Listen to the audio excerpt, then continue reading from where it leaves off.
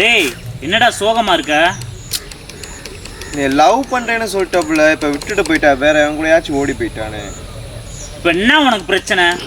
விட்டுட்டு போயிட்டா அவ்வளோதானே. பணம் நஷ்டமாகுது, அதை தாண்டி வந்துடுறோம். பொருள் நஷ்டமாகுது, அதையும் தாண்டி வந்துடுறோம். ரோட்டில் போய்கிட்டு இருக்கோம், ஆக்சிடெண்ட் ஆகுது, புண்ணு மருந்து போட்டு ஆத்திடுறோம், அதையும் தாண்டி வந்துடுறோம். இப்படி எல்லாத்தையும் தாண்டி வந்துடுறோம். ஏன் காதலை மட்டும் உன்னால் தாண்டி வர முடியல?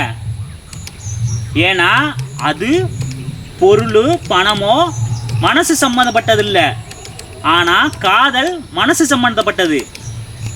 உன்னை ஏமாத்திட்டு போக ஒருத்தி வந்தால, அப்போ உன்னை விரும்பி ஏற்றுக்கிறதுக்கு ஒருத்தி வருவா. அது வரைக்கும் நம்ம பொறுமையாக இருக்கணும். உண்மையான லவ் நம்மளை தேடி வரும். எவ்வளோ நாள் வேணும் காத்திருக்கலாம், சரியா? அதுக்காண்டி மனசை போட்டு குழப்பக்கூடாது.